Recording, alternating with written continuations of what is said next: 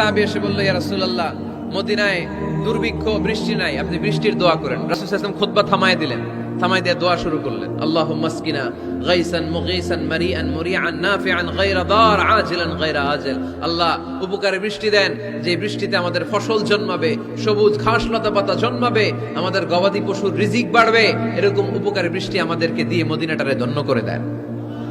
বৃষ্টি শুরু হলো, জুমাবার বৃষ্টি, শনি রবি সোম মঙ্গল বুধ বৃহস্পতি শুক্র, টানা 7 দিন বৃষ্টি। এবার বৃষ্টির চোটে মদিনায় বন্যা হয়ে গেছে। এতদিনে দুর্ভিক্ষ, এতদিনে কি, এখন বৃষ্টির বরকতের দোয়া করছে, বৃষ্টিতে এবার বন্যা। যেই সাহাবী বৃষ্টির জন্য দোয়া করতে বলেছিলেন, পরের জুমাবারের খুতবার সময় এসে ওই সাহাবী বলেন, ইয়া রাসূলুল্লাহ, আবার খুতবার মাঝখানে, ইয়া রাসূলুল্লাহ, আর বৃষ্টির দরকার নেই, আর দরকার নেই, এবার বৃষ্টি বন্ধের দোয়া করেন।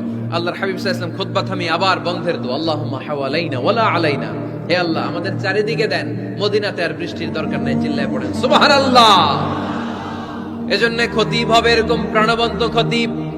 সমাজে কি চলে, কি ক্রাইসিস, কি সংকট, ইয়াংরা কোন সমস্যায় ভোগে, আমাদের রাজনৈতিক অঙ্গনে কি সমস্যা, আমাদের অর্থনৈতিক অঙ্গনে কি সমস্যা, আমাদের সামাজিক অঙ্গনে কি সমস্যা, আমাদের পরিবারগুলোর ভেতরে কি ঝামেলা, প্রত্যেকটা কথা মসজিদের মিম্বার থেকে আসার দরকার আছে না নাই? আল্লাহর হাবিব সাল্লাল্লাহু আলাইহি ওয়াসাল্লাম এভাবেই সমাজকে ঠিক করে দিতেন।